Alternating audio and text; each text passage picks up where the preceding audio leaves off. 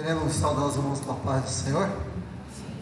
Maravilhoso e eterno Deus, nesta noite, Senhor, nós rogamos a Ti, ó Pai, por cada um, Senhor, que teve agora esses pedidos de orações, que o Senhor possa confortar esses corações, essas vidas, ali onde eles estiverem.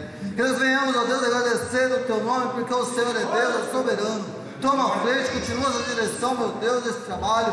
Recebe esta obra nesta noite, manifestando a Tua glória, a Tua graça, a Tua virtude. Falando aos nossos corações, ó Deus, de uma maneira especial, de uma maneira gloriosa. Onde nós possamos, ó Deus, assim, aprender mais e mais da Tua palavra. É o que nós te pedimos e agradecemos em nome do Senhor Jesus. Irmão Alexandre, você tem a oportunidade de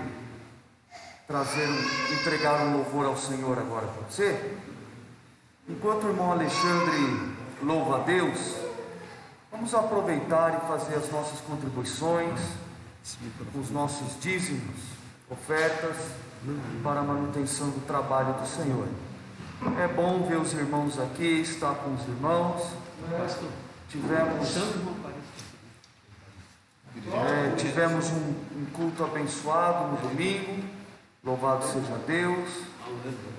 Estou vendo a igreja um pouco melhor cooperada nessa terça-feira, fico feliz por isso, né? O culto de ensino, nenhum crente deveria perder, muito menos obreiros e líderes, professores de escola dominical, deveriam ser os primeiros a chegarem, né? Mas logo, logo Deus vai trabalhando na vida dos irmãos e tudo irá bem. Então, irmão Alexandre louvando a Deus, e nós vamos contribuir e depois já vamos entrar no ensino da palavra do Senhor. Amém, meus irmãos? Uma Aparício, cadê uma Aparício? Está ali. O Ronaldo cedeu o lugar para o irmão lá.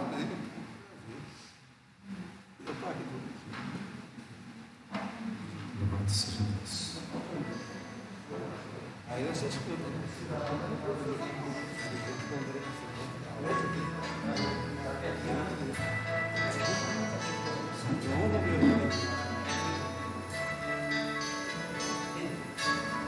Aleluia.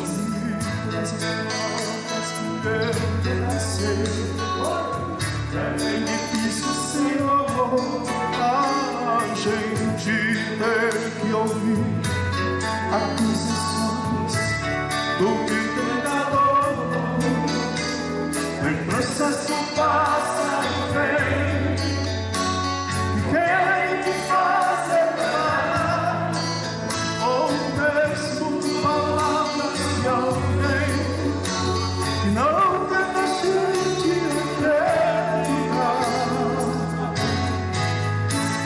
E quase parando sem forças e vigor, a gente lê a palavra e encontra bastante poder para vencer e continuar a jornada.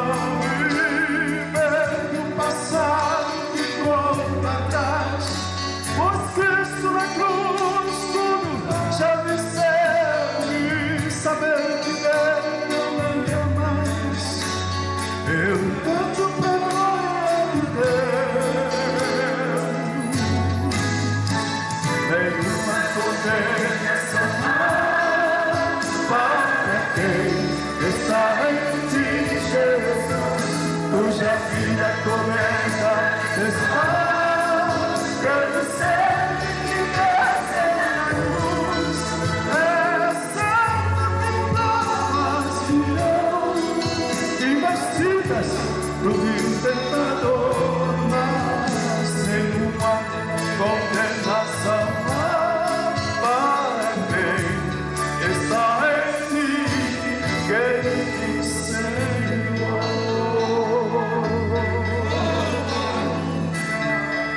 Louvado seja o nome de Jesus.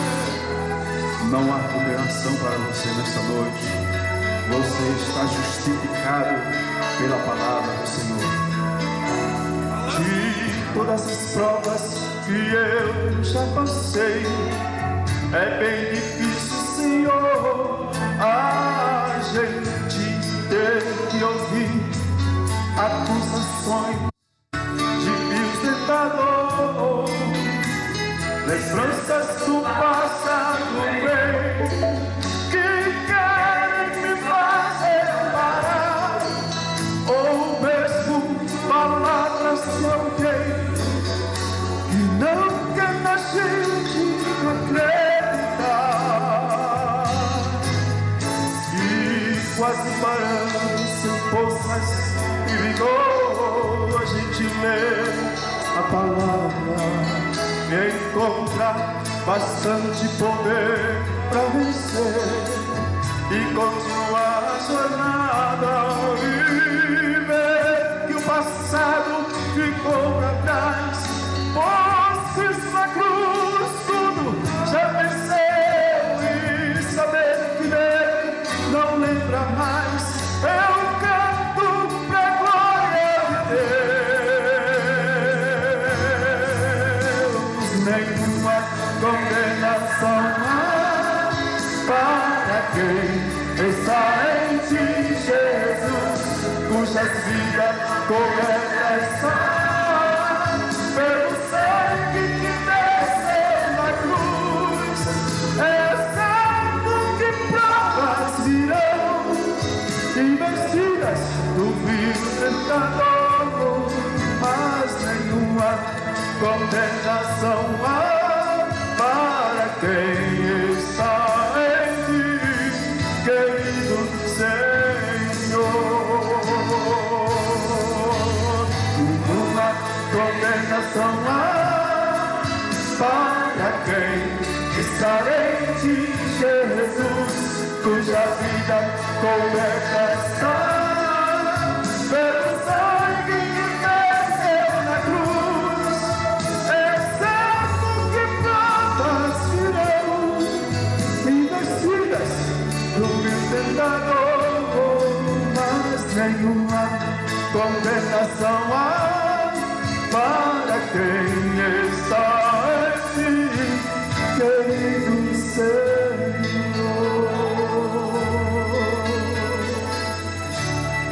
Querido Senhor.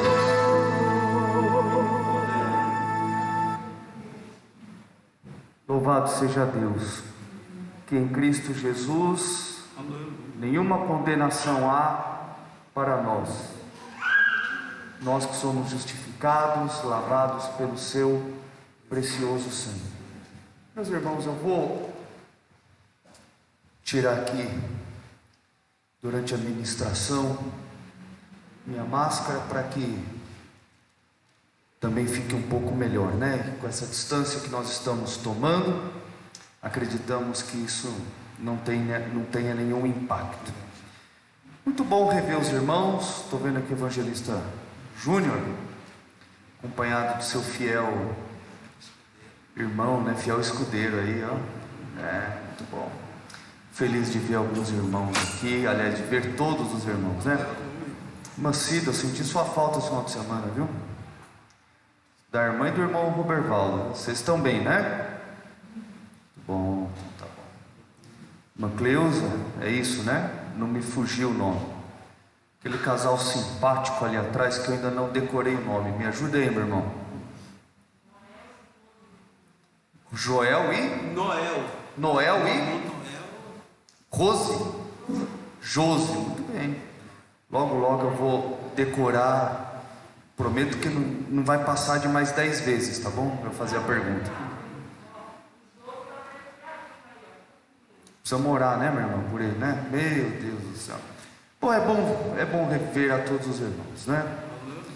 Nós vamos dar continuidade ao estudo bíblico do Apocalipse, que é o assunto. Obrigado, meu irmão. É o assunto que nós estamos tratando de maneira sistemática nos estudos de ensino. Se alguém disser assim, espera um pouquinho só, dá uma jogada de álcool aqui, não é para ficar bêbado, na verdade, não dentro, né? Senão é bom explicar, né, irmãos, né? Imagina a manchete, né? Pastor em Sorocaba encontrado. Muito bom. Irmãos, nós estamos tratando, obrigado irmãos, de maneira sistemática do livro do Apocalipse. E talvez se algum dos irmãos perdeu algum dos estudos passados, não fique triste, né, irmão Alex? É só você entrar lá no nosso canal do YouTube, tem lá um lugarzinho, estudos do Apocalipse, você consegue ver o primeiro, o segundo, o terceiro, o quarto. E nós estamos estudando as igrejas da Ásia, né? Estamos estudando as igrejas da Ásia, e hoje nós vamos falar sobre a quarta igreja. Nós aprendemos que Jesus, quando ele fala com João, ele ordena que João escreva aquilo que Jesus desejava comunicar às igrejas. A Ásia Menor era uma importante região do mundo da época, né? Na Ásia Menor, uma das províncias do Império Romano, tinha como capital a cidade de Éfeso, né? Nós conhecemos esse livro da Bíblia, e nós vimos já, né? A primeira carta foi à igreja de Éfeso, e Jesus ali tinha uma mensagem à igreja. E nós estamos aprendendo ao longo desses estudos que Jesus ele sempre tinha uma mensagem de encorajamento à igreja e uma mensagem também de repreensão à igreja muitas vezes. E nós também aprendemos que essas mensagens elas servem para os dias atuais, né? Então vamos abrir as nossas Bíblias em Apocalipse, no capítulo 2. Nós já estamos chegando no final do capítulo 2, né? Vamos abrir aí, Apocalipse capítulo 2. Nós vamos ler juntos aí a carta que Jesus, através de João, envia à igreja que estava em Tiatira. Aí está o texto, os irmãos que tiverem a Bíblia podem acompanhar na Bíblia. E eu sempre digo aos prezados irmãos, está sendo transmitido também, né? Não? Estamos com problema de transmissão hoje? Gravação. Ah, está gravando. Tá, então se gravando depois a gente consegue colocar, né? Porque irmãos, tem gente que nem é de Sorocaba. Ah, Luciano, quando é que você vai continuar o estudo lá de Apocalipse? Ah, você já são 2 semanas, então tem gente que está esperando a ministração do estudo bíblico, né? Então vamos lá, irmãos. Apocalipse 2:18 em diante diz assim: e ao anjo da igreja de Tiatira, isto diz, aliás, ele escreve: isto diz o Filho de Deus, que tem os olhos como chama de fogo e os pés semelhantes ao latão reluzente. E o que é que ele diz então à igreja de Tiatira? Eu conheço as tuas obras, e o teu amor, e o teu serviço, e a tua fé, e a tua paciência, e que as tuas últimas obras são mais do que as primeiras. Existia aqui uma lista de elogios, àquela igreja, aquele pastor. Mas agora vinha algo que o pastor e a igreja não estavam agindo de acordo. Versículo 20: mas tenho contra ti o tolerares que Jezabel, mulher que se diz profetiza, ensine e engane os meus servos, para que se prostituam e comam dos sacrifícios da idolatria, e dei-lhe tempo para que se arrependesse da sua prostituição. E o que ela fez? E não se arrependeu. Versículo 22: eis que a porei numa cama, e sobre os que adulteram com ela virá grande tribulação, se não se arrependerem das suas obras.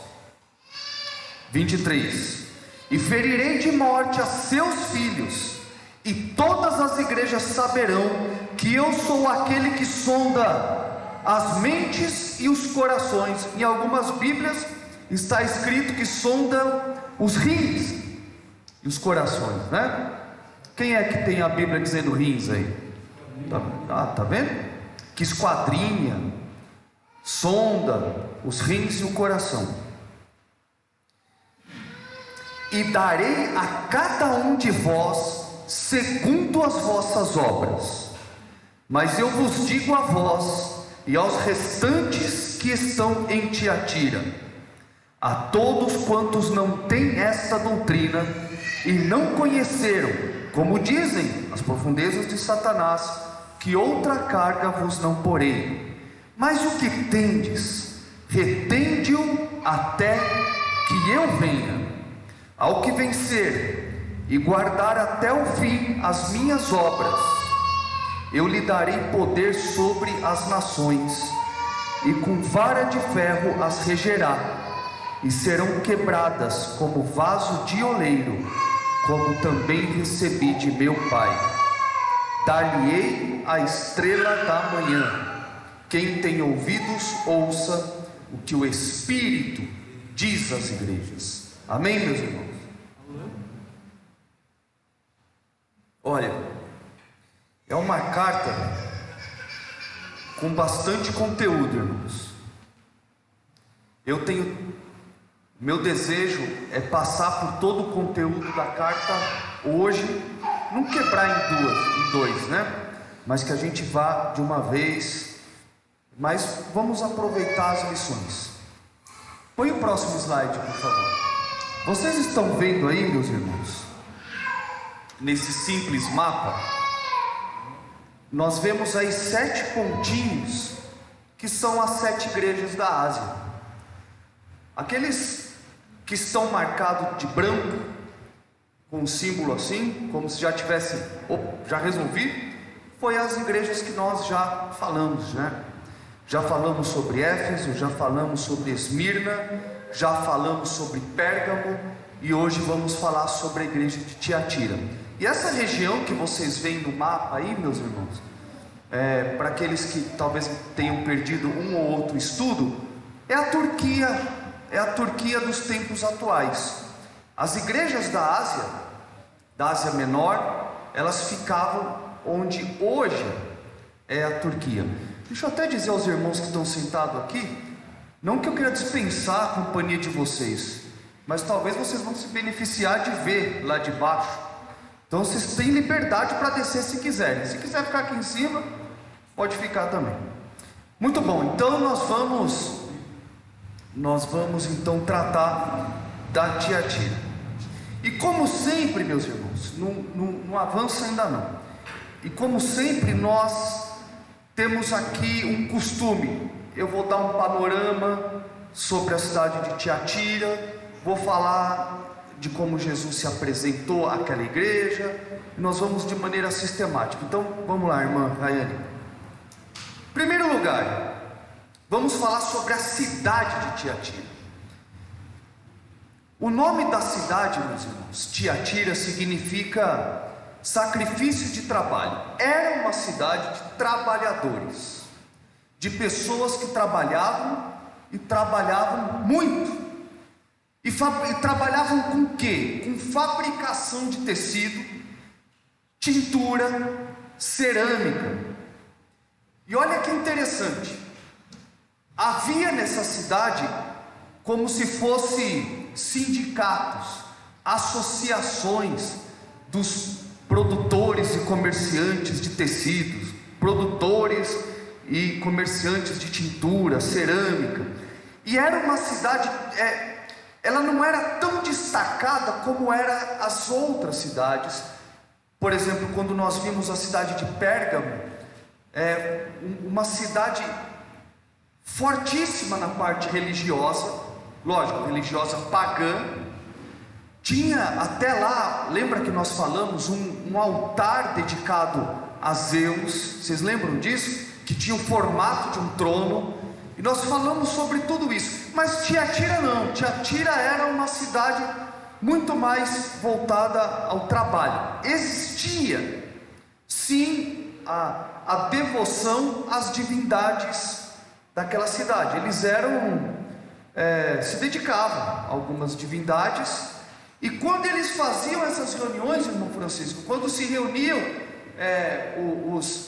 os comerciantes de tecidos, de tintas, e eles se sentavam para comer, aquela comida geralmente era comida sacrificada aos ídolos.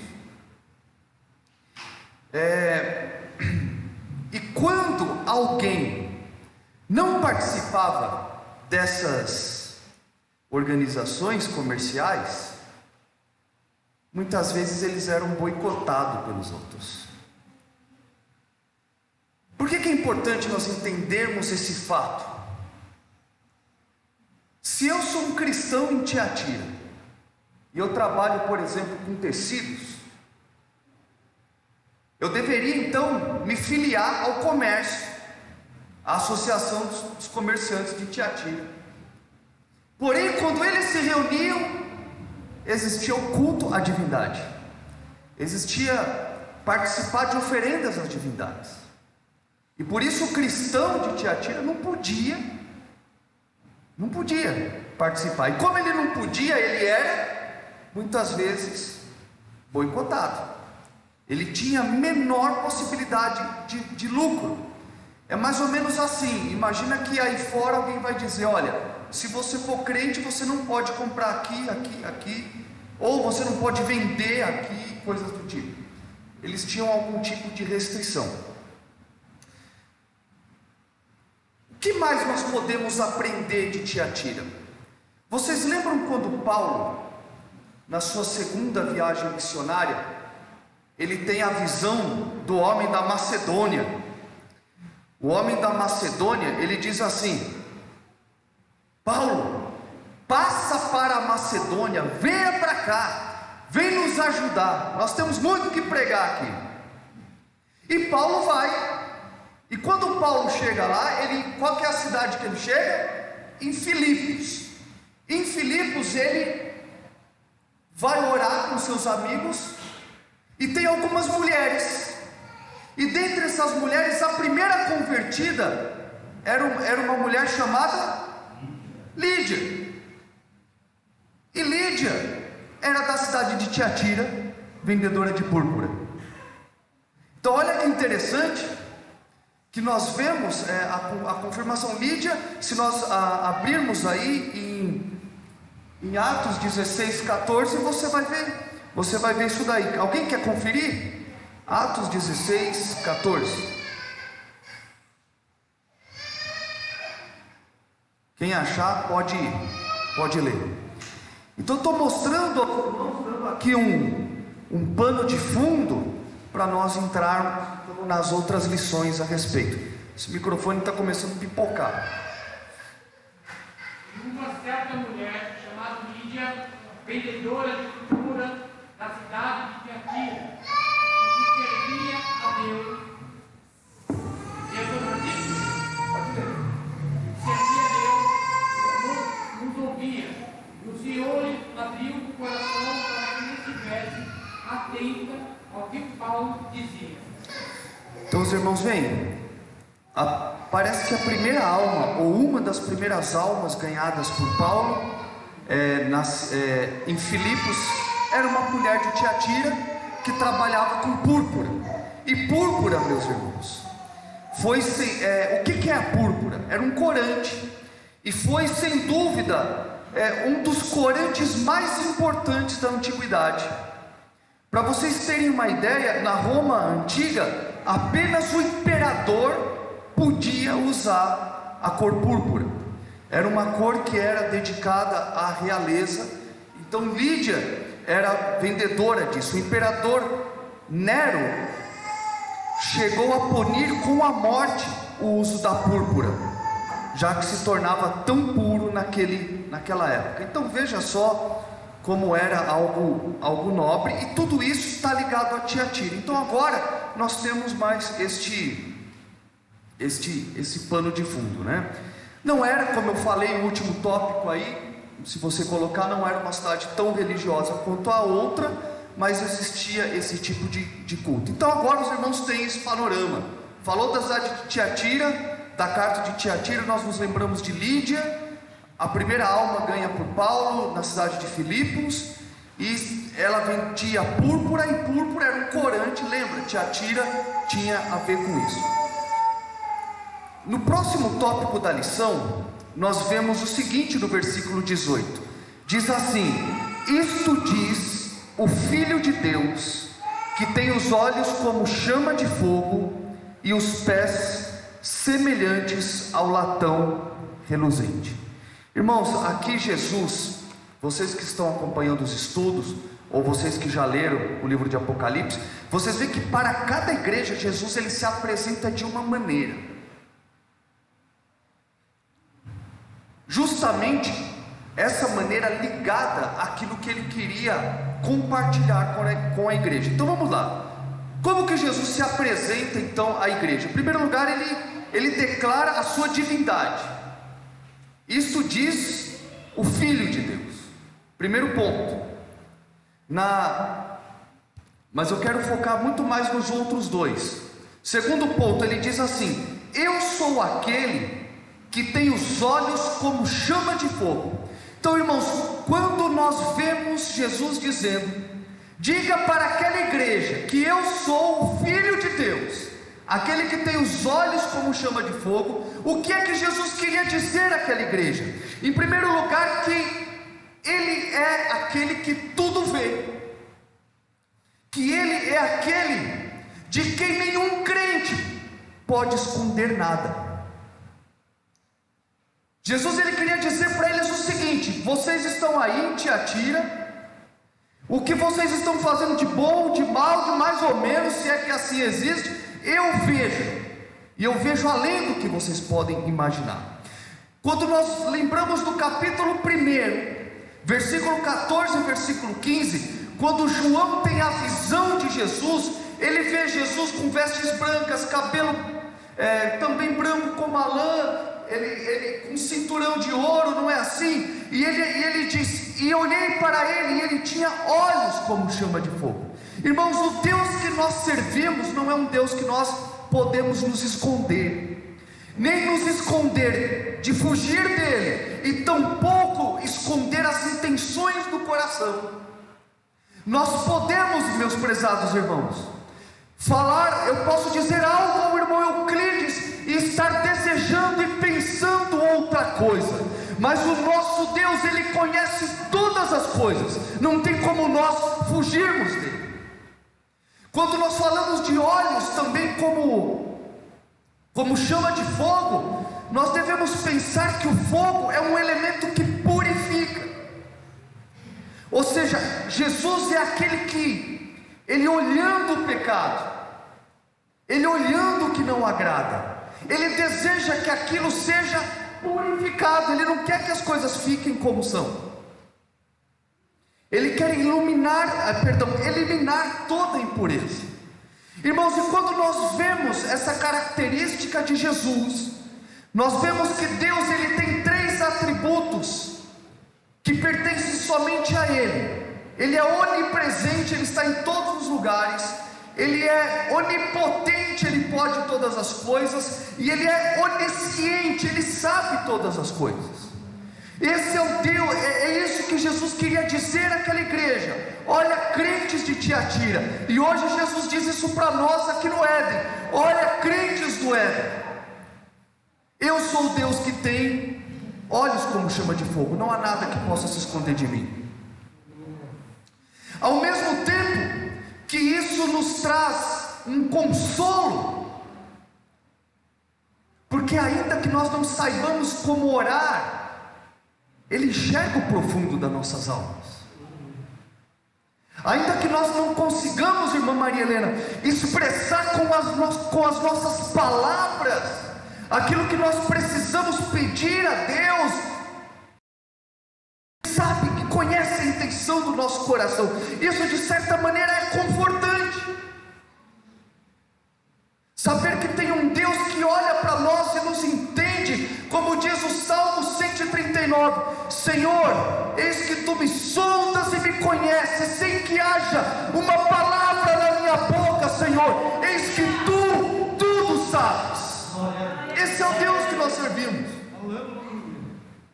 E quando nós vemos lá o Salmo 139, o salmista diz: o Senhor me conheceu ainda no ventre da minha mãe.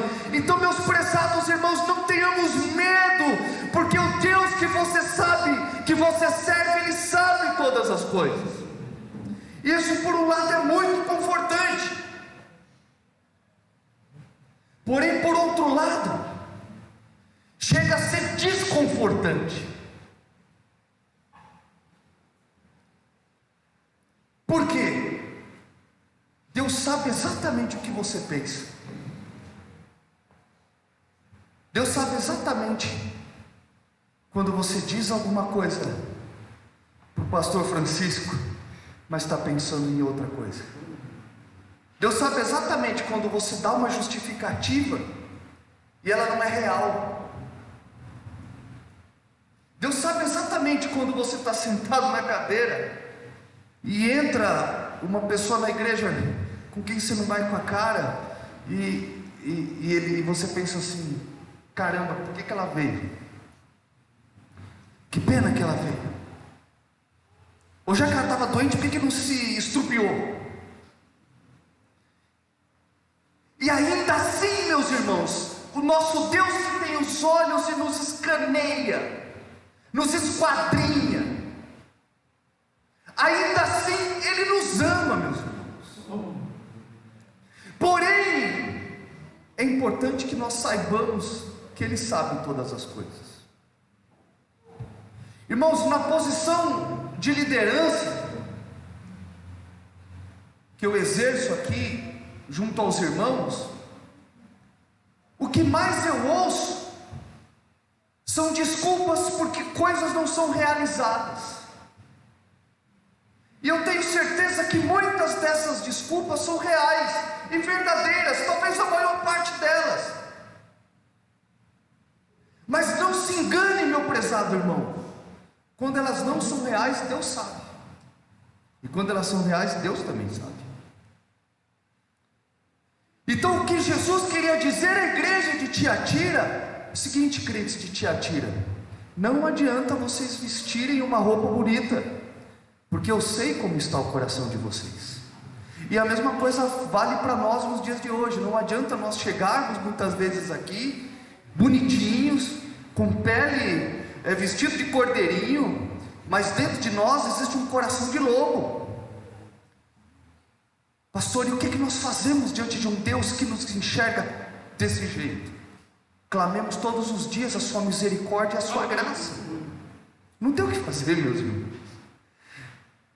Nós temos que pedir a misericórdia e depender de Deus, sermos mais humildes. Nós somos às vezes tão rápidos em julgar e condenar o nosso irmão, quando o Deus que nós servimos, Ele sabe das intenções do coração de cada um de nós, Ele sabe de todas as coisas, Ele esquadrinha, Ele nos olha com chama, com olhos de chama de fogo, o que também significa juízo de Deus, os olhos de chama de fogo. E aí vem, era isso que Jesus queria dizer para eles: olha, eu vou começar a dar um recado para vocês. Era mais ou menos assim: eu vou dizer algo para vocês, crentes de Tiatira, mas antes de mais nada, lembre-se que eu sei de todas as coisas. Uma vez eu queria perguntar para os irmãos, se neste momento, neste exato momento, se Deus falasse assim: eu vou projetar o pensamento de um de vocês aqui, o que você faria?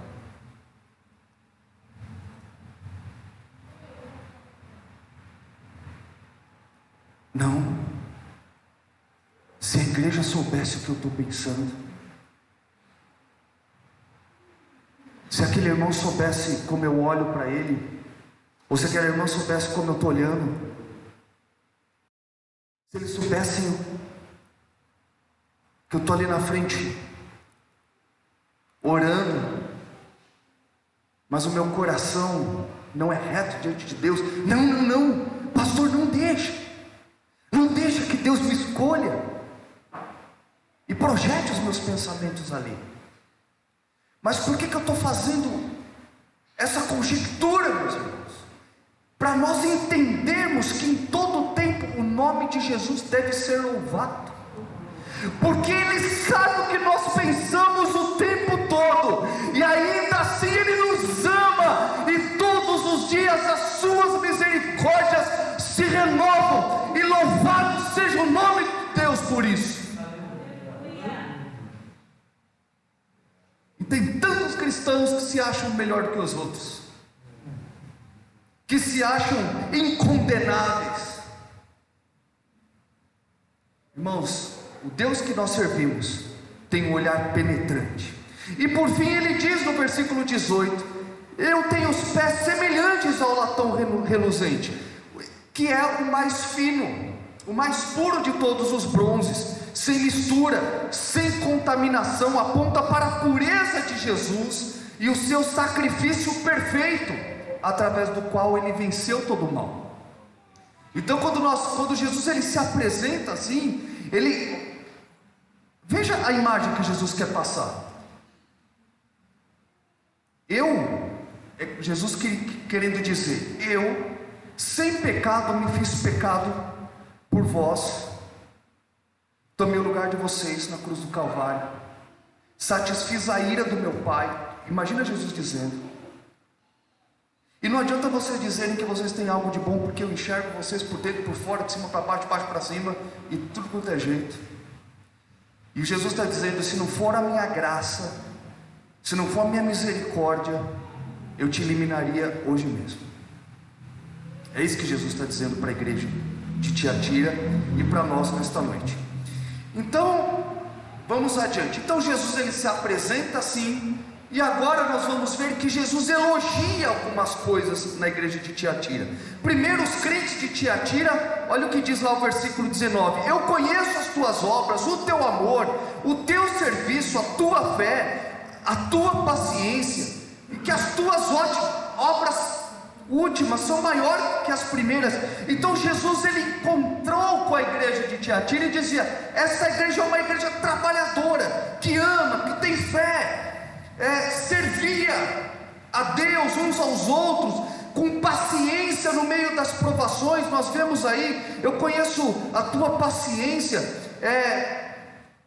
e veja, aquilo que eu comentei no início, não era fácil ser um comerciante em Tiatira. Eles então não podiam se aliar com o paganismo, e apesar de toda aquela pressão, eles persistiram. Eram crentes que não estavam se dobrando aquele tipo de idolatria da cidade. E o mais interessante é que Jesus diz para eles: as tuas últimas obras são maiores do que as primeiras. O que significa isso para nós, meus irmãos? O que significa para nós é que eles não eram crentes acomodados, que diziam: eu estou fazendo isso aqui, irmão Francisco, e já está bom. Não, a igreja de Tiatira, as obras deles eram maiores do que as primeiras. Veja que a igreja de Éfeso foi o contrário. Jesus teve que dizer à igreja de Éfeso: volta às primeiras obras, porque agora você já não vai mais nada delas. Mas os crentes de Tiatira, Jesus estava dizendo: que bom ter com vocês, porque hoje vocês são mais trabalhadores do que naquela época. E aí eu pergunto para você: você é crente de Éfeso ou de Tiatira? Você é crente que quando chegou na igreja estava cheio de fé, cheio de fervor, cheio de desejo de servir a Deus, e agora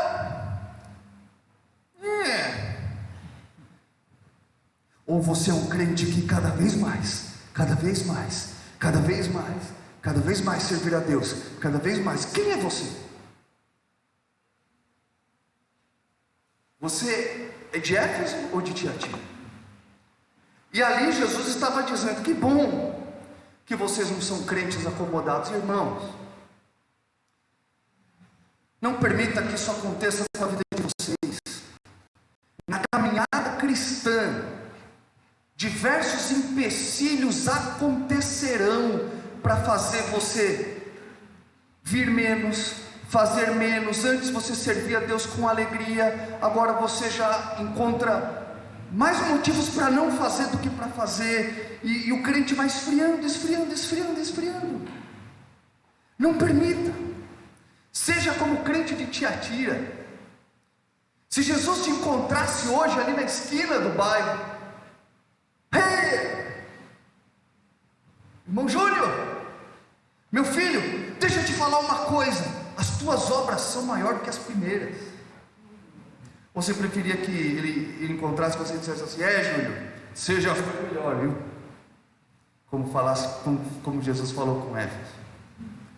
Irmãos, repito, não permita que as lutas dessa vida, que muitas vezes coisas que acontecem na igreja, onde a gente volta para casa dizendo assim: não deveria acontecer isso lá. Todos nós já passamos por isso. Mas não permita que isso tire os teus olhos do Mestre. Não permita. Como diz um corinho antigo, que diz assim: caminhando eu vou para Canaã. Caminhando eu vou para Canaã. Caminhando eu vou para Canaã. Caminhando eu vou para Canaã. Glória a Deus, caminhando eu vou para Canaã. E aí vem: se você não vai, não impeça a mim. Se você... Agora hoje, meus irmãos, se você não vai, me avisa que eu não vou também. Esse era o crente de Éfeso, né? Eu não vou no culto de quinta, porque sabe o que é? Tem um pouquinho menos de gente, então eu não vou.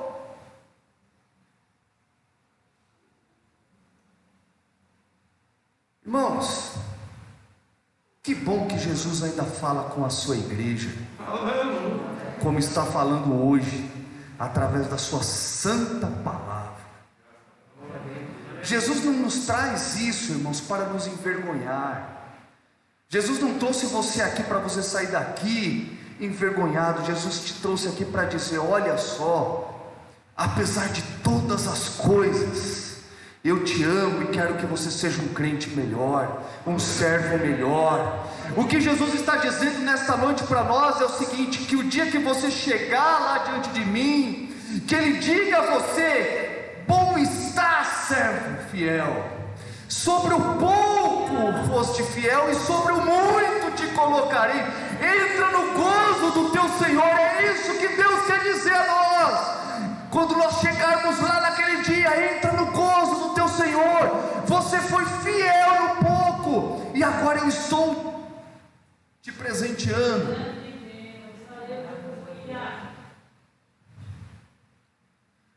Se você lembra deste hino, quando algum crente quiser te desanimar, você canta para ele: se você não vai, não impeça a mim. E assim vai, e canta o hino. Então nós vemos o contraste aqui entre Éfeso e Tiatira, não é? A igreja de Éfeso havia perdido o amor e foi convidada a voltar às primeiras obras. A de Tiatira trabalhava com amor e foi elogiada, pois as suas obras eram crescentes. Louvado seja o nome do Senhor.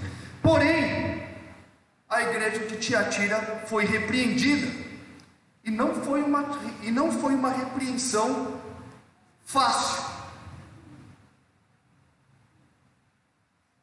Olha o versículo 20 e 21. Diz assim: mas tenho contra ti.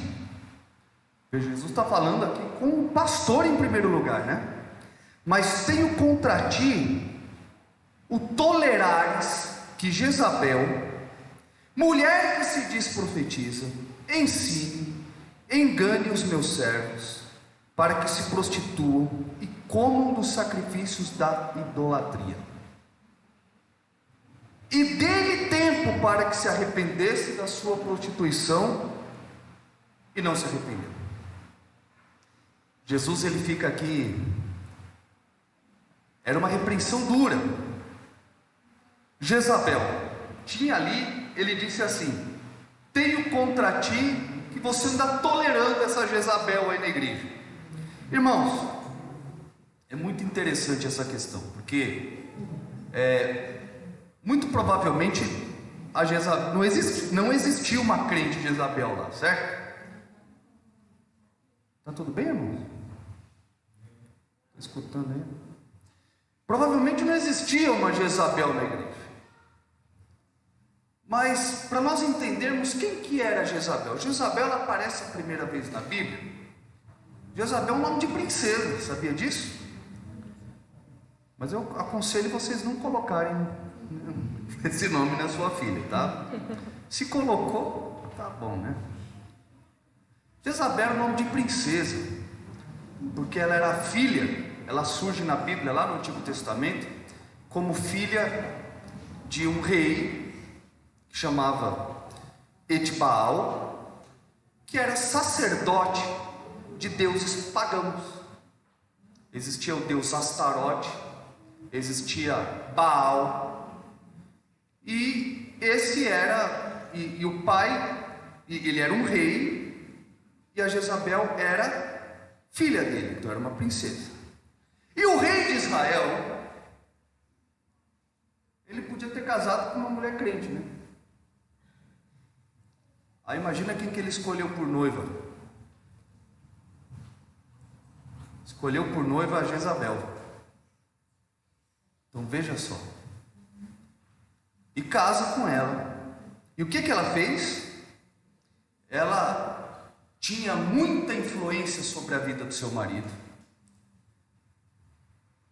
Se não me falha a memória, ela convenceu e construiu um templo a Baal no Reino do Norte, na cidade de Samaria. E ali existia cultos a Baal. E ela desviou, ela foi usada para desviar muitos israelitas do caminho do Senhor. Aonde está isso, pastor, na Bíblia? Depois você pode ler lá, primeiro livro de Reis, capítulo 16, 17, 18, 19. Vai lendo esses capítulos até o 20. Você vai ler a história de Jezabel. Você vai ver que ela era uma mulher macho, né? Mulher de perseguir mesmo. E ela então desviava. E o Acabe, o marido dela, apesar de ser rei de Israel, desculpa aqui a palavra, mas ele era um pau mandado. Ele não assumia a sua posição. E ele sendo rei do povo de Deus ali do Reino do Norte, se deixou levar por sua esposa. Então existe o entendimento que quando Jesus fala com o pastor de Tiatira, ele diz assim: olha, você está tolerando a Jezabel. Existe uma forte corrente teológica de que era a esposa do pastor que era problemática na igreja, que era a esposa do pastor, que o pastor pregava A e ela tinha lá o grupinho que ela ensinava algo contrário. O pastor pregava a santidade na igreja, ela ia lá e dizia: não, olha, o pastor é assim, mas não dá muita, ele é meio duro, não dá muita atenção para ele está dizendo que não pode participar da comida aos ídolos, mas pode, ele está dizendo que não precisa se prostituir, não pode se prostituir, mas não é bem assim, nós estamos numa outra cultura. Ou seja, ela enganava. Então existe uma forte corrente teológica que diz que a Jezabel aí, lógico, o nome dela não era Jezabel, mas Jesus a chamou de Jezabel justamente como alusão à questão do Reino do Norte, de Acabe e da sua esposa. Ele não pôs ordem na casa dele lá e a Jezabel desviou Israel. E o pastor de Tiatira aqui estava tolerando aparentemente a sua esposa a desviar os crentes. É uma forte corrente teológica que fala a respeito disso. Outras correntes teológicas dizem que ele chama essa mulher de Jezabel porque ela estava fazendo com a igreja exatamente o que a Jezabel do Antigo Testamento fez. Ou seja, ela não tem nada a ver com a questão de ser esposa do pastor. Ela era simplesmente alguém que enganava. Ela era uma ensinadora na igreja e que estava desviando. Seja qual for a teoria, se ela era mulher do pastor ou se ela não era. A verdade é que ela era tolerada na igreja. Havia transigência, havia vista grossa, deixa ela ir. Só que ela estava enganando o povo de Deus. E Jesus disse: há um preço para isso. Então Jesus, olha o que Jesus disse: mas tenho contra ti que toleres Jezabel, e ela se diz profetiza, ensina engano. E olha o que Jesus disse: ensina os meus servos. Irmãos, a igreja não é do pastor, a igreja não é do líder, a igreja pertence a Jesus. Portanto, qualquer um que ensinar, qualquer um que falar alguma coisa, vier aqui à frente dizer algo, está dizendo aos cordeirinhos de Jesus. E lembra o que Jesus disse a Pedro: Pedro, se tu me amas, apacenta minhas ovelhas. Então Jesus estava brigando ali com o pastor de Tiatira: olha, você está deixando ela fazer o que ela quer, e ela está enganando os meus servos. E essa prostituição era prostituição no sentido imoral da palavra, mas também era prostituição de não servir só a Deus. Irmãos, muitas vezes nós achamos que a única prostituição que existe é a prostituição no sentido sensual ou no sentido carnal. Mas todas as vezes que nós escolhemos outra coisa no lugar de Jesus, todas as vezes que nós priorizamos algo no lugar de Jesus, toda vez que Jesus não é o primeiro, o centro na nossa vida, é um tipo de adultério espiritual. Porque eu estou deixando a pessoa mais importante, aquele que morreu por mim na cruz, aquele que provou o seu amor por mim na cruz, para servir os meus próprios desejos. Veja que quando todo mundo aqui já deve ter conhecido algum casal onde houve adultério. Todo mundo aqui provavelmente já deve ter conhecido. Se você não conheceu, questão de tempo, infelizmente conhecerá. E geralmente, o que acontece? Vou dar um exemplo, tá? Como ele pôde fazer isso com ela? Ela fazia tudo para ele. Ela abriu mão da sua própria vida, cuidou do filho, estava dando a dura na sua casa, e ele por aí com a amante. Quem é que já ouviu essa história? E quando nós tratamos Jesus em segundo lugar, não é a mesma coisa? Quando nós deixamos Ele, que fez tudo por nós, que Deus entregou o seu único filho por nós, que pagou pelo nosso pecado, de certa maneira, nós tratamos Jesus dessa maneira. E do mesmo modo, e Jezabel aqui estava dizendo para eles: a porta do céu não é tão estreita assim. Quando Jesus ensinou, era o início do Evangelho, a porta era estreita, agora ela é larga. Irmãos, eu digo aos prezados irmãos, com todo carinho, com toda humildade, com todo desejo de que tudo seja melhor para a sua vida, eu vou dizer agora: a porta do céu ela continua estreita. Se alguém está enlarguecendo ela na sua frente, não caia nessa história. Jesus disse: o caminho que leva ao céu é estreito, mas o que leva à perdição é largo, e muitos são os que entram por ele. E a Jezabel fazia isso, e o pastor transigia com o pecado. O que é transigir? Irmãos, quando alguém tem câncer, você não fica brincando com o câncer. De duas uma: ou você entra logo na faca e tira, ou você entra num tratamento pesado para eliminar aquilo. Por quê? Porque pertence a uma das fases do câncer a metástase, ele se espalha por todo o corpo. O pecado é a mesma coisa. Nós não tratarmos o pecado na igreja é a mesma coisa como permitir o câncer ficar no corpo. Daqui a pouco eu trato. Quando você vê, pegou em tudo.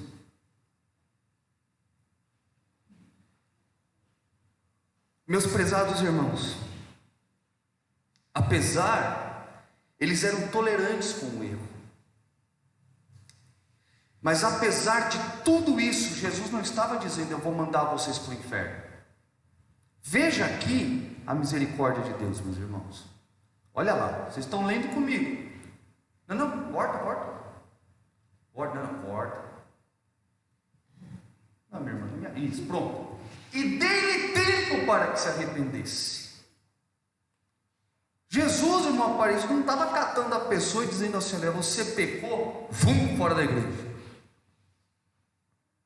Jesus havia, irmão Ronaldo, lidado com aquela pessoa, tratado com aquela pessoa, aconselhado aquela pessoa, mostrado o caminho correto.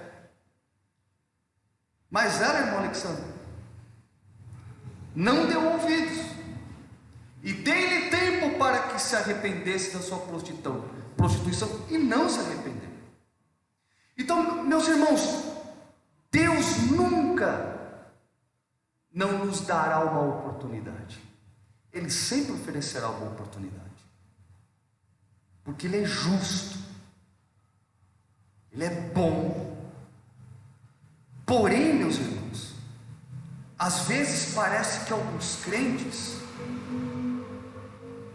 e eu venho falando disso aqui em alguns ensinos, parece que alguns crentes acreditam que vão jogar uma ideia em Jesus naquele dia lá e vai passar e vai entrar.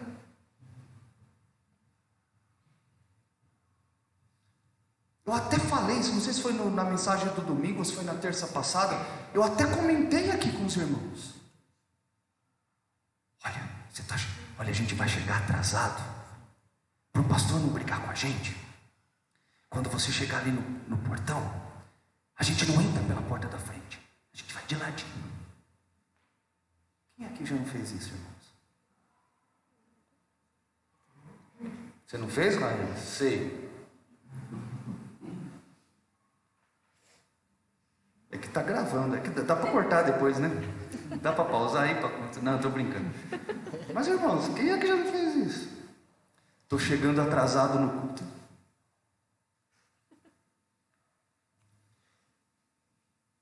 Irmão Luciano, não, estou aqui, sempre estive aqui.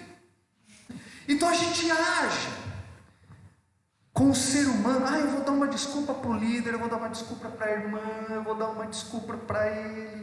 A gente age e afinal nós brasileiros somos o povo do jeitinho. Nós achamos que com Deus haverá jeitinho. Não haverá jeitinho. Não tem como entrar pela porta principal e ir devagarzinho ali com um Deus que tem os olhos como chama de fogo e vê todas as coisas. Sabe o Superman? Que olha assim e enxerga através? Quando eu era criança eu assistia Superman, eu olhava assim e enxergava lá dentro. Deus é assim. E aqui o pastor deixou rolar, deixou acontecer, transigiu. Isso é transigir.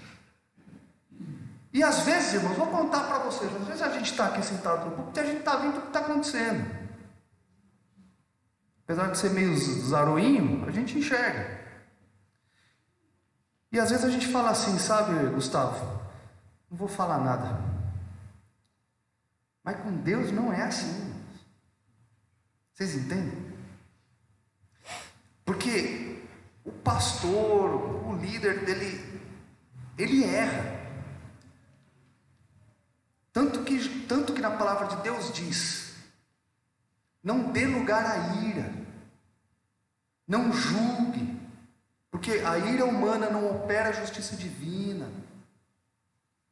Porque nós sempre somos passíveis de erro. Quantas vezes eu já não errei com um outro irmão aqui mesmo? Mas com Deus, irmãos, não dá. E aí o pastor aqui deixava as coisas acontecer. E no versículo 21, nós vemos que Jesus já tinha tratado com ela, como eu já falei, nada aconteceu. E o pastor de Tiatira não estava seguindo as orientações de Paulo, na segunda carta de Paulo aos Timóteos, capítulo 2, versículo 2. Olha o que Paulo diz, preste atenção. E o que de mim, entre muitas testemunhas ouviste, Timóteo. Vou falar de novo. Paulo está escrevendo a Timóteo. Timóteo, o que de mim você ouviu, quando você confiar em algum, dá para algumas pessoas, que eles sejam idôneos para ensinar a outros.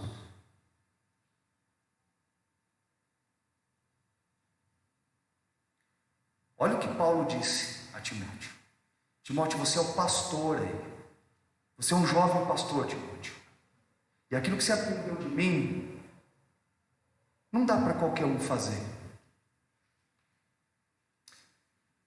E aí, meus irmãos, alguém pergunta, por que o pastor Luciano não me dá oportunidade? Por que eu não tenho mais oportunidade? E aí eu te respondo, diante de Deus você é idôneo?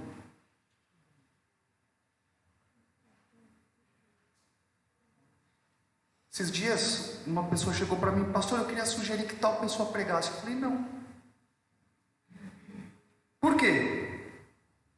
Aliás, o irmão foi obediente e não perguntou. Mas eu disse a ele, não é exemplo nisso, não é exemplo nisso, não é exemplo nisso. Não vou ceder o púlpito para ele ministrar a palavra. Porque aqui é a igreja de Deus. O pastor de Tiatira liberou, vai lá, ensina os meus servos. E olha o que Jesus fez. Tenho, porém, contra ti, pastor, você está tolerando isso no seio da igreja. E nós que somos obreiros, agora a mensagem é para os obreiros. Nós que somos obreiros, sobre nós cai, a gente adora dizer, né, irmão Júnior? Dupla honra. Dupla responsabilidade, irmão. Eu sou obreiro, dupla honra. Meu irmão, tá bom. Antes de qualquer dupla honra, é dupla, tripla, quádrupla responsabilidade. Como você trata a igreja de Deus, a quem você dá oportunidade. Não, a pessoa às vezes não é exemplo nem fora da igreja e nem dentro da igreja. E nós queremos, vai dar uma oportunidade para ele. Como se nós fôssemos negociantes das coisas de Deus. Deus nos elegeu como despenseiros das coisas de Deus. Eu vou explicar para os irmãos o que é despenseiro. Despenseiro não é quem dispensa, porque aí é dispenseiros. Despenseiros das coisas de Deus é aqueles que cuidam da dispensa de Deus, das coisas sagradas e santas. Nós precisamos, como obreiros, tratar a igreja com a santidade que ela merece, porque afinal foi o sangue de Cristo que foi derramado por ela. Então, antes de colocar qualquer pessoa no púlpito, essa pessoa precisa ser exemplo. Exemplo fora e exemplo dentro da igreja. E isso cabe a nós. E Jesus estava aí encarando o pastor de Tiatira, porque ele estava deixando a coisa correr. Vamos lá, senão a gente não termina a carta.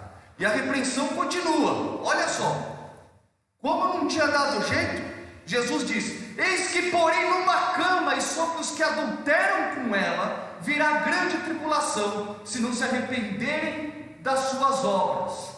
Olha só, uma pausa aqui. Jezabel era acusada de adultério espiritual e de ensinar os outros a adulterarem espiritualmente. Ironicamente vem Jesus e diz assim, então eu porei na cama com ela, já que é assim. Existe uma interpretação do sentido irônico, dizendo assim, já que vocês se adulteraram com ela, então vão ter o castigo com ela. E Jesus estava então castigando de enfermidade, olha só, sobre eles virá grande tribulação, e ferirei de morte a seus filhos, ou seja, eles morreriam. E essa morte aqui, meus irmãos, existe outra discussão teológica, se eles iam morrer doentes a primeira morte, ou se era morte espiritual. Mas a verdade é, meus irmãos, se eles morressem com seus pecados, eles morreriam espiritualmente. Então veja, meus irmãos, que Jezabel, ou seja, aquela pessoa que ensinava errado, seria castigada, e não ela somente, os adeptos também. Ou seja, não existe aquela questão, pastor Jesus, eu fui enganado. Irmãos, ninguém hoje pode dizer que é enganado. Você tem Bíblia sobrando, 2, 3 eu sempre digo aos irmãos, na sua prateleira. Você escuta a Bíblia pela internet, pelo rádio, agora com live, você escuta a Bíblia 200 horas por dia se quiser. Não tem mais como dizer não sei. E Jesus dizia: olha, vocês que estão adulterando com ela, seguindo os conselhos dela, ferirei de morte a seus filhos, e todas as igrejas saberão que eu sou aquele que sonda os rins e os corações, ou as mentes e o coração, e darei a cada um segundo as suas obras. Então olha só, Jesus ele volta de novo, Jonatas, aqui dizendo: eu sou aquele que sonda. Ou seja, Jesus ele se mostra para a igreja de Tiatira aquele que descortina o coração, aquele que enxerga na plenitude da profundeza. E alguém vai dizer: puxa pastor, eu sempre achei que Deus era bonzinho.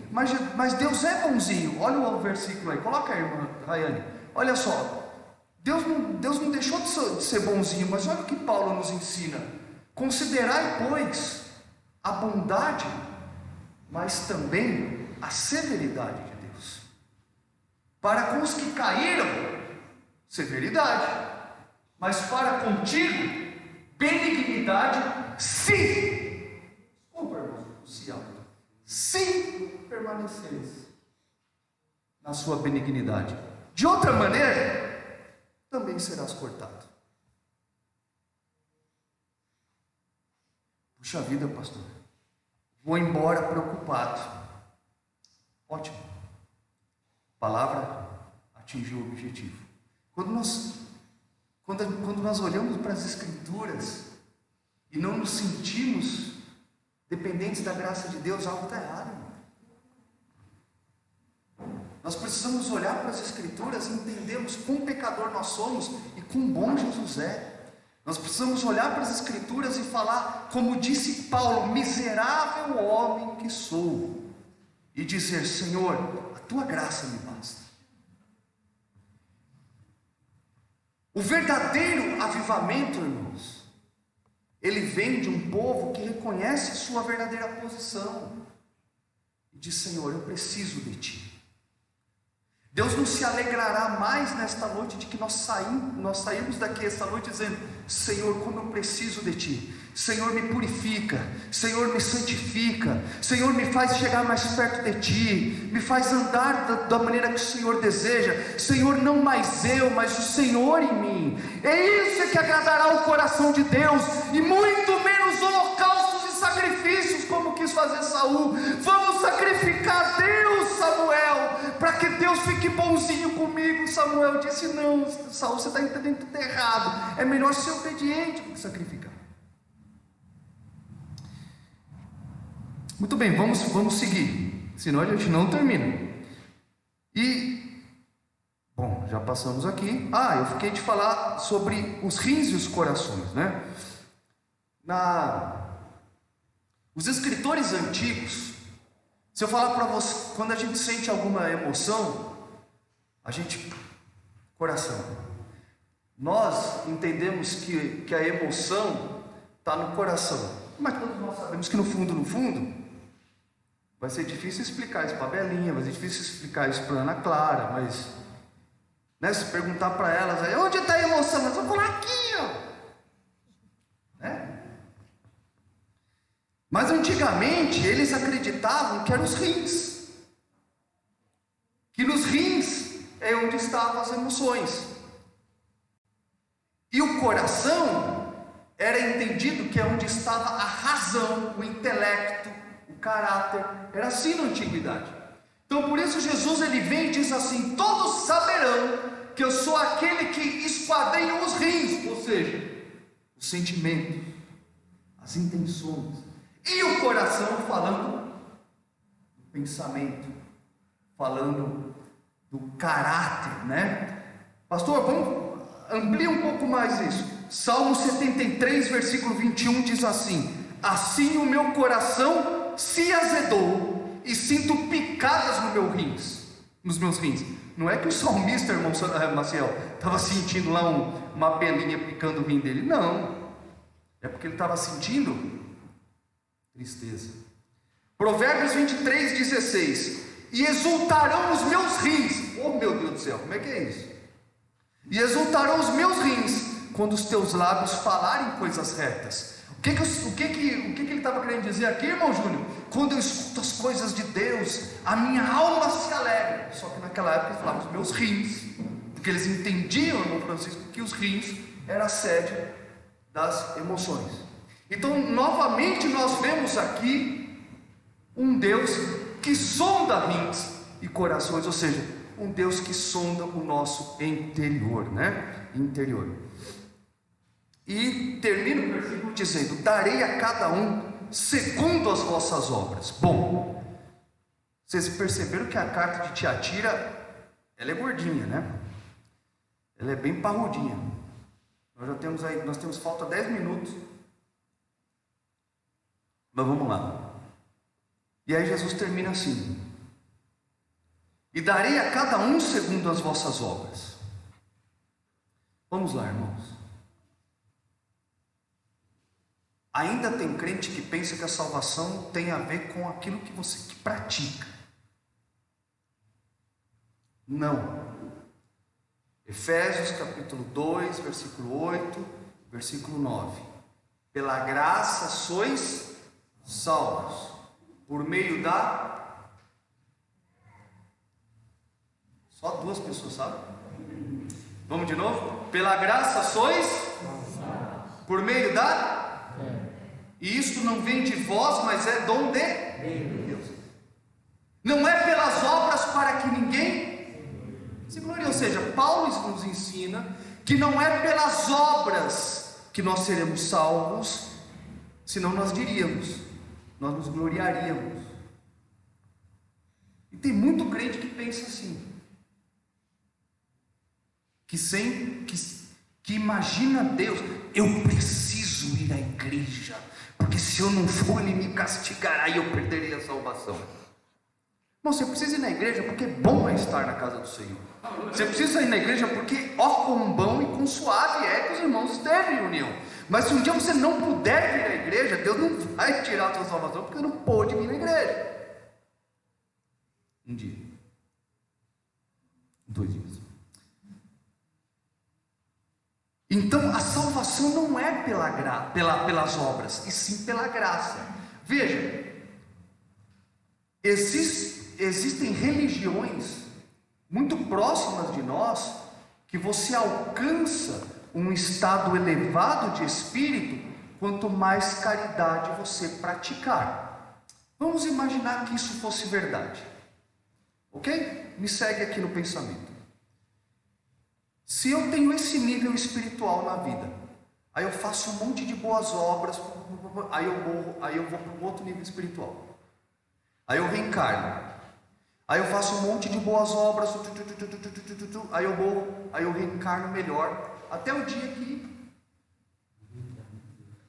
eu pergunto: nesse sistema de redenção, aonde está Cristo? Não existe. Porque são os teus méritos que faz você ir subindo. Não é pelas obras, irmãos. Ah, pastor, mas o apóstolo Tiago... Sim, o apóstolo Tiago disse o seguinte, que uma fé sadia produz obras. Mas ele não disse que obras produz fé. O crente salvo frutifica. O crente nominal complica. O crente salvo produz obras de pessoas salvas. O crente que não é salvo, que não é convertido, mas é convencido, ele não faz. Ele só arruma problema. E aqui está escrito: darei a cada um segundo as vossas obras. Não é julgamento para salvação, como alguns interpretam. Darei a cada um segundo as vossas obras. Aqui está relacionado ao galardão. Como assim galardão? Explica. Ao prêmio. Diz a palavra de Deus: todos nós compareceremos diante do tribunal e seremos julgados segundo as nossas obras.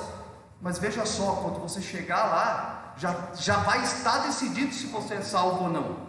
Ali você vai receber o teu prêmio. Que um vai ter um prêmio desse tamanho, o outro vai ter um prêmio desse tamanho. Depende do quanto você fez. Existe um mérito para receber o galardão de Deus, mas não para receber salvação. A recepção da salvação, o único mérito é de Cristo. O único mérito é cristocêntrico.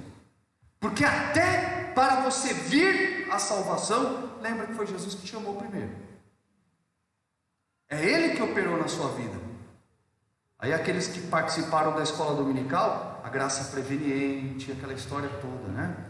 O chamado de Deus, o novo nascimento, aquela história que nós estudamos. Então haverá diversos níveis de prêmio no céu, assim como haverá castigos diferentes também para os ímpios. Então é isso que Jesus diz aqui: a cada um darei segundo as vossas obras. Vamos avançar? Qual era a ação que os crentes de Tiatira deveriam tomar? Vamos pegar o versículo 20 e 22. Tenho contra ti que toleras a Jezabel, e se não se arrependerem das suas obras. Ou seja, o que Deus queria deles? Que eles parassem de tolerar o pecado e que eles se arrependessem do caminho que eles estavam tomando. Essa era a ação que eles tinham que fazer. E qual era o desafio daquela igreja? Você está passando aí, né? Pronto, passa lá a ação, já falei sobre isso. E qual que era o desafio dessa igreja? Versículo 24: mas eu vos digo a vós e aos restantes que estão em Tiatira, a todos quanto não têm essa doutrina e não a conheceram, como dizem, as profundezas de Satanás, que outra carga vos não porei. Qual era o desafio dessa igreja? Não sucumbir, não aderir ao ensino, aquele falso ensino. Jezabel afirmava conhecer todas as profundezas. Inclusive naquele período da história, os gnósticos diziam: não tem como combater o mal sem você ter experiência com o mal. E existem até correntes teológicas que dizem que a Jezabel diz o seguinte: não, para combater o pecado, para combater o mal, você precisa conhecer. E fazia muitos crentes desviar. Nossa, pastor, mas isso é muita história, isso é coisa lá do passado. Irmãos, hoje acontece igualzinho. Quando nós ficamos ouvindo pregadores que não estão ensinando a verdade, que estão dizendo que o caminho é de um jeito, mas não é. É a mesma coisa. Por isso nós estamos trazendo esse ensino. Irmãos, tudo que você ouvir eu falando, ou qualquer pregador aqui falando, ou em qualquer lugar falando, não acreditem se não estiver na Bíblia. Confira na palavra do Senhor. Vocês percebem que até quando eu digo algo que não está afirmado na Bíblia, eu tenho cuidado de dizer, as linhas teológicas dizem assim, a tradição diz assim. Irmãos, nós precisamos ser críticos daquilo que nós ouvimos, se é Bíblia ou se é historinha,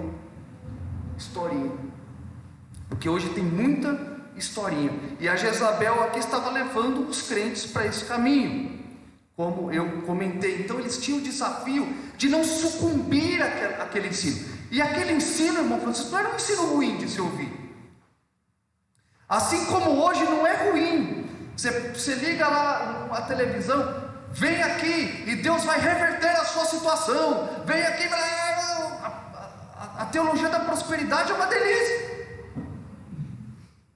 Um Deus que te dá tudo, não exige nada. Ou um Deus que barganha, você dá e Ele te dá de volta. Um Deus que você dá um, Ele dá três. Vem aqui, faça o seu sacrifício, não sei o quê. Que beleza!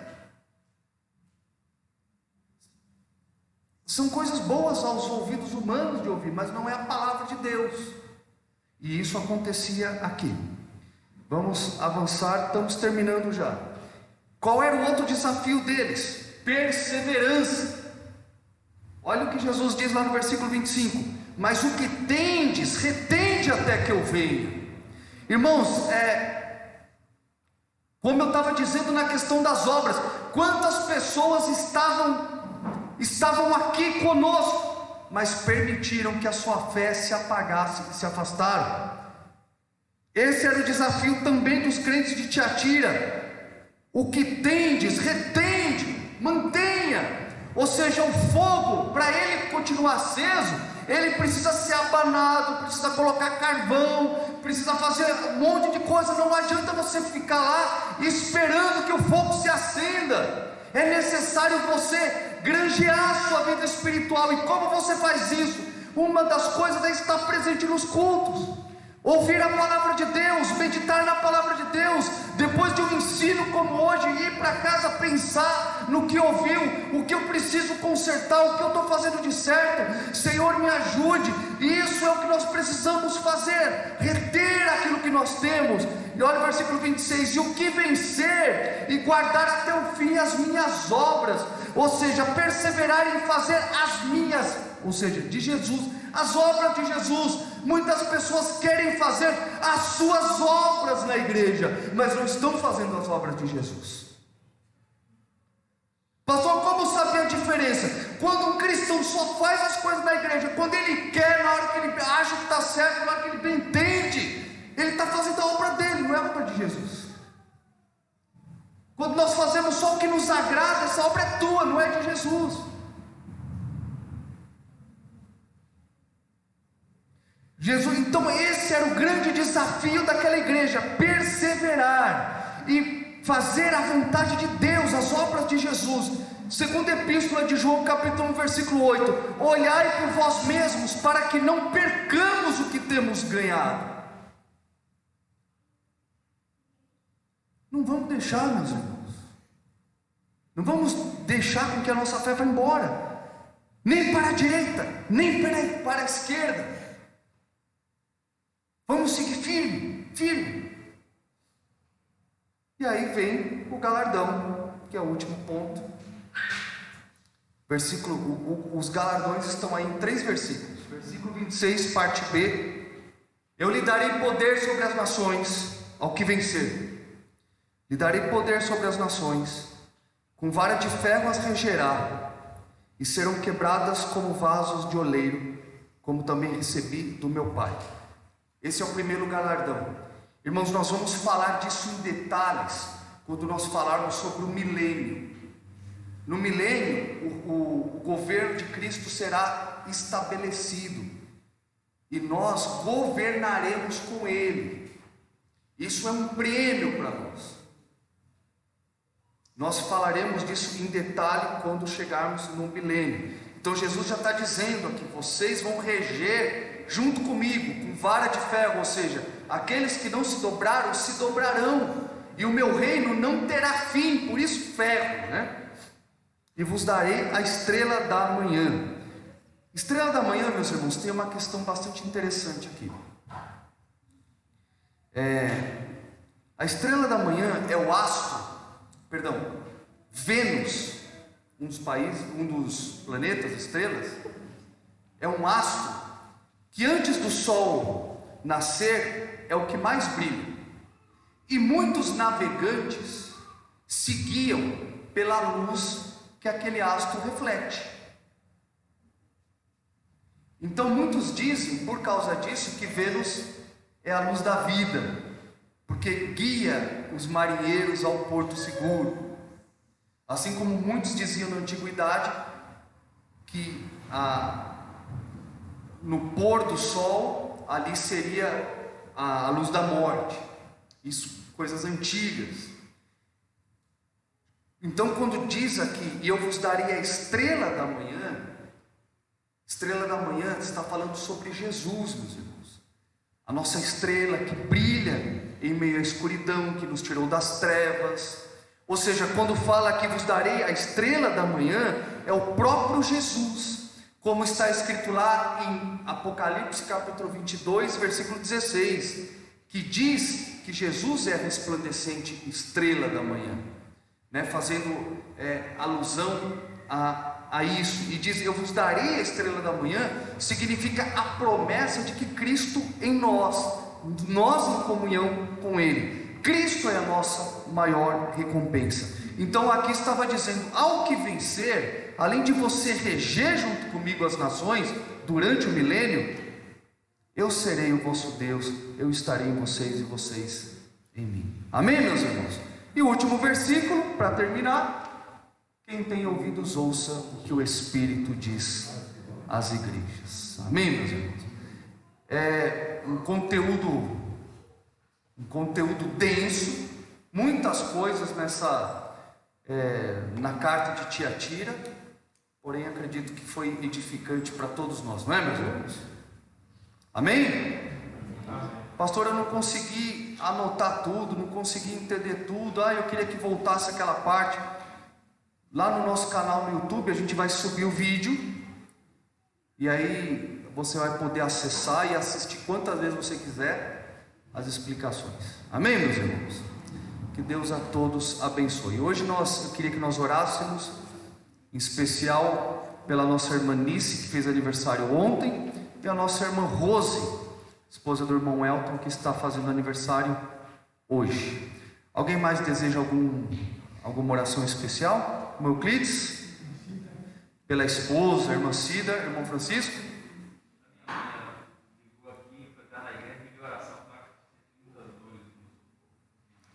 Vamos orar pela mãe do irmão Francisco, que não está bem de saúde, esposa do irmão Euclides. Algum outro pedido, meus irmãos? Vamos levantar e vamos orar então? Irmãos, quero agradecer aos irmãos que oraram pelo meu irmão. Meu irmão repetiu o exame do Covid, graças a Deus negativou. Louvado seja Deus. E nenhum de nós que tivemos contato com ele, que eu disse aos irmãos, nenhum de nós, graças a Deus, pegou também. Então Deus é bom e protege, né, meus irmãos? Louvado seja Deus. Oremos então, meus irmãos. Senhor nosso Deus e Pai, graças te damos pela oportunidade que o Senhor nos deu de estarmos na tua casa, reunidos, ó Pai, para estudarmos e aprendermos a tua palavra. Senhor, quero te pedir, Senhor, queremos te pedir que este conteúdo, que a tua palavra floresça, frutifique em nosso coração.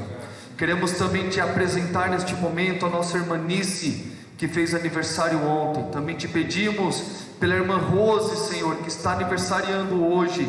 Estenda as tuas mãos de maneira especial sobre as tuas servas, Senhor Jesus, que tem sofrido problemas de saúde também, mas o Senhor é o Deus que pode fazer o impossível na vida delas. Senhor, estenda as tuas mãos sobre a irmã Cida. Senhor, tu conheces a tua serva. Senhor, em nome de Jesus, visite ela naquele lugar. Assim também nós pedimos pela mãe do irmão Francisco, Senhor, que não está se sentindo bem, e clamamos que o Senhor estenda sobre ela as tuas mãos poderosas que curam, Senhor, em nome de Jesus. E certamente há pedidos que estão, Senhor, no oculto dos nossos corações, mas o Senhor, como nós ouvimos nesta noite, é aquele que nos olha com chamas de fogo, Senhor.